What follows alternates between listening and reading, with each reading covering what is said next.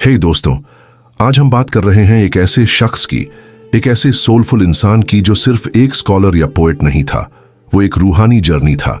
एक ऐसा नाम जिसे सिर्फ अरब ही नहीं बल्कि अमेरिका, यूरोप, इंडिया तक में पढ़ा और महसूस किया जाता है। मौलाना जलालुद्दीन मोहम्मद रूमी, वो नाम जो आज भी लाखों दिलों की धड़कन है। जब कोई यंगस्टर रूमी की लाइनों को पहली बार पढ़ता है तो उसे लगता है जैसे किसी ने उसके दिल की बात लफ्जों में कह दी हो। और जब कोई स्पिरिचुअली अवेकेंड इंसान उन्हें पढ़ता है तो उसे खुदा की मौजूदगी महसूस होती है। रूमी की यही खासियत है, हर इंसान उन्हें अपने नजरिए से समझ सकता है।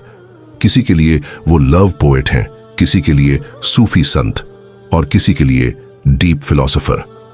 शुरुआती जिंदगी। रूमी का जन्म 1260 ईस्वी में आज के ताजिकिस्तान में हुआ। उनका ताल्लुक एक रिलीजियस मुस्लिम फैमिली से था। उनके वालिद भी एक रिस्पेक्टेड सूफी स्कॉलर थे। इसीलिए छोटी उम्र से ही रूमी का झुकाव इल्म, रूहानियत और खुदा के इश्क की तरफ बढ़ने लगा। धीरे धीरे रूमी ऑर्थोडॉक्स इस्लामिक टीचिंग से निकलकर सूफिज्म की तरफ मुड़ते गए। एक ऐसा रास्ता जो दिल से शुरू होता है और खुदा तक जाता है। सूफी रास्ता, सूफी मत वो रास्ता है जहां इबादत सिर्फ सजदे से नहीं, इश्क और सरेंडर से होती है। यहां अल्फाज से ज्यादा खामोशी बोलती है और जहां बंदा जब खुद को भुला देता है वहीं खुदा मिलना शुरू होता है। रूमी कहते हैं, तू क्यों उसे बाहर तलाश करता है जब वो हर पल तेरे अंदर सांस ले रहा है। मुलाकात। रूमी और शम्स तबरेज। रूमी की लाइफ पूरी तरह बदल गई जब उनकी मुलाकात हुई दरवेश शम्स तबरेज से। शम्स एक अजीब मगर मैग्नेटिकली पावरफुल इंसान थे। बिखरे हुए बाल, दीवाना अंदाज और आंखों में रूह को चीर देने वाली गहराई।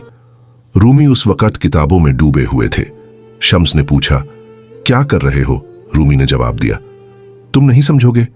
शम्स ने उन सारी किताबों को उठाकर पास के तालाब में फेंक दिया। रूमी दौड़ कर गए और देखा सारी किताबें पूरी तरह ड्राई थीं। रूमी ने हैरानी से पूछा, यह कैसे मुमकिन है? शम्स ने मुस्कुराते हुए कहा, मौलाना, ये तुम नहीं समझोगे। यहीं से शुरू हुआ एक ऐसा स्पिरिचुअल बॉन्ड जो सदियों तक लोगों को रास्ता दिखाता रहेगा। इश्क का इम्तिहान। रूमी और शम्स साथ में इबादत करते, बात करते और साइलेंस में खुदा को सुनते। लेकिन हर इश्क को एक इम्तिहान से गुजरना होता है। एक रात शम्स को किसी ने पिछले दरवाजे से बुलाया और वो फिर कभी वापस नहीं आए। कहा जाता है कि रूमी के बेटे की साजिश से शम्स का कत्ल कर दिया गया। शम्स की जुदाई ने रूमी को दीवाना बना दिया। वो गली गली घूमते, नाचते, गाते और शम्स को पुकारते। उनकी ये स्पिरिचुअल दीवानगी बाद में समा बन गई, एक डिवाइन डांस जो आज भी दरगाहों में देखा जाता है। रूमी की तलाश और खुद की पहचान। शम्स की तलाश में रूमी दमिश्क, सीरिया तक गए। रेगिस्तान में उन्हें एहसास हुआ, जिसे मैं बाहर ढूंढ रहा हूं वो तो हमेशा से मेरे अंदर था। मैं ही उसकी आवाज हूं।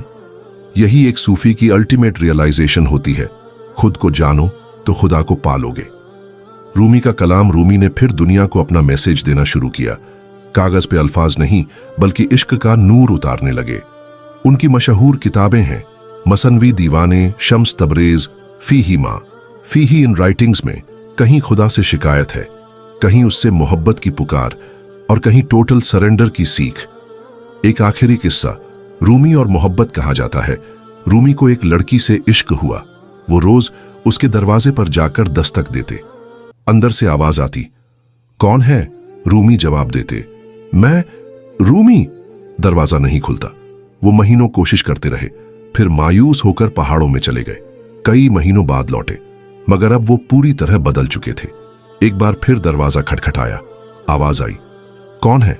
अब रूमी ने कहा, तुम, सिर्फ तुम। और दरवाजा खुल गया।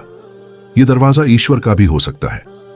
सूफी कहता है, जब मैं मिट जाता है तभी वो सामने आता है।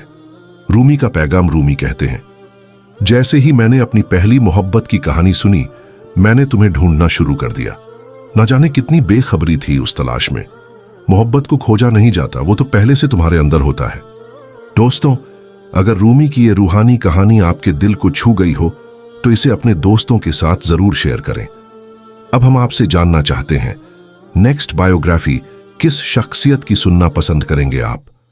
चाहे वो कोई सूफी हो, फिलोसोफर हो, रहबर हो या कोई पोएट। नीचे कमेंट्स में जरूर बताएं कि आप किसकी लाइफ स्टोरी सुनना चाहेंगे। हम आपकी सजेशंस का इंतजार करेंगे। Thank you so much. मोहब्बत और दुआओं के साथ।